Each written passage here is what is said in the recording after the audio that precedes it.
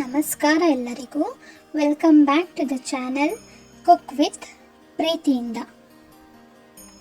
ಇವತ್ತು ದೋಸೆ, ಚಪಾತಿ, ಪೂರಿ ಅಥವಾ ರೊಟ್ಟಿ ಎಲ್ಲದಕ್ಕೂ ಸರಿ ಹೋಗುವಂತಹ ತರಕಾರಿ ಪಲ್ಯ ಹೇಗೆ ಮಾಡೋದು ಅಂತ ನೋಡೋಣ. ಇದನ್ನು ಮಾಡ್ಕೊಳ್ಳೋದು ತುಂಬ ಈಸಿ. ಅದಕ್ಕೂ ಮುಂಚೆ ನನ್ನ ಚಾನೆಲ್ನ ಯಾರು ಸಬ್ಸ್ಕ್ರೈಬ್ ಮಾಡ್ಕೊಂಡಿಲ್ಲ ಪ್ಲೀಸ್ ಸಬ್ಸ್ಕ್ರೈಬ್ ಮಾಡಿಕೊಂಡು ವಿಡಿಯೋ ನೋಡಿ. ಫಸ್ಟ್ ಇಲ್ಲಿ ಕುಕ್ಕರ್ ತಗೊತಾ ಇದ್ದೀನಿ.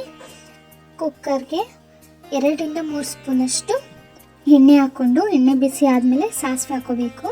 ಸಾಸಿವೆ ಸಿಡಿದ ಮೇಲೆ ಸ್ಪೂನಷ್ಟು ಕಡಲೆಬೇಳೆ ಹಾಕ್ಕೋಬೇಕು. ಕಡಲೆಬೇಳೆನ ಗೋಲ್ಡನ್ ಬ್ರೌನ್ ಆಗೋ ತನಕ ಚೆನ್ನಾಗಿ ಫ್ರೈ ಮಾಡ್ಕೋಬೇಕು. ಫ್ರೈ ಆದಮೇಲೆ ಅದಕ್ಕೆ ಹಸಿಮೆಣಸಿನ್ಕಾಯಿ ಮತ್ತು ಕರಿಬೇವು ಸೇರಿಸ್ಕೊಂಡು 1 ನಿಮಿಷ ಹುರ್ಕೋಬೇಕು. ಹುರ್ಕೊಂಡ್ಮೇಲೆ ಸಣ್ಣದಾಗಿ ಕಟ್ ಮಾಡಿರೋಂಥ ಈರುಳ್ಳಿ ಸೇರಿಸ್ಕೋಬೇಕು. ಈರುಳ್ಳಿನೂ ಅಷ್ಟೇ ಚೆನ್ನಾಗಿ ಒಂದು 2 to 3 ಮಿನಿಟ್ಸ್ ಗೋಲ್ಡನ್ ಬ್ರೌನ್ ಆಗೋ ತನಕ ಅದನ್ನು ಚೆನ್ನಾಗಿ ಫ್ರೈ ಮಾಡ್ಕೋಬೇಕು. ಈರುಳ್ಳಿ ಫ್ರೈ ಆದಮೇಲೆ ಸ್ವಲ್ಪ ಕ್ಯಾಪ್ಸಿಕಮ್ ಸೇರಿಸ್ತಾ ಇದ್ದೀನಿ. ಇಲ್ಲಿ ಕ್ಯಾಪ್ಸಿಕಮ್ ಇದೆ ಸೇರಿಸ್ಬೋದು, ಇದು ಆಪ್ಷನಲ್.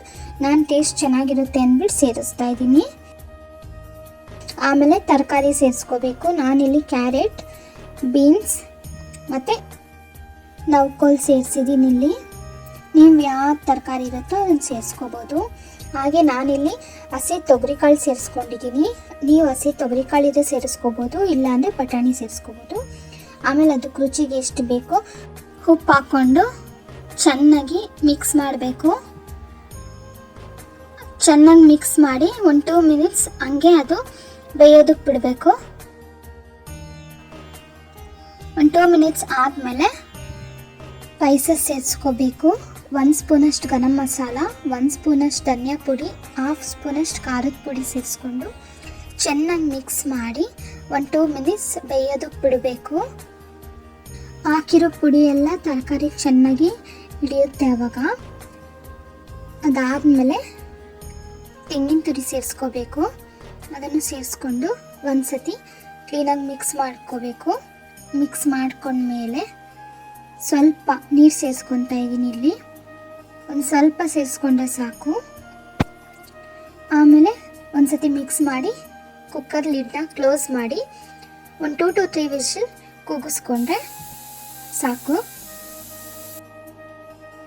ಕುಕ್ಕರ್ ತಣ್ಣಗಾದ್ಮೇಲೆ ಅದು ತಕ್ಕೊಂಡು ಸ್ವಲ್ಪ ಮೇಲೆ ಕೊತ್ತಂಬರಿ ಸೊಪ್ಪು ಹಾಕ್ಕೊಂಡು ಒಂದು ಸತಿ ಮಿಕ್ಸ್ ಮಾಡಿದ್ರೆ ಸಾಕು. ಈಸಿಯಾಗಿ ತರಕಾರಿ ಪಲ್ಯ ರೆಡಿಯಾಗಿರುತ್ತೆ.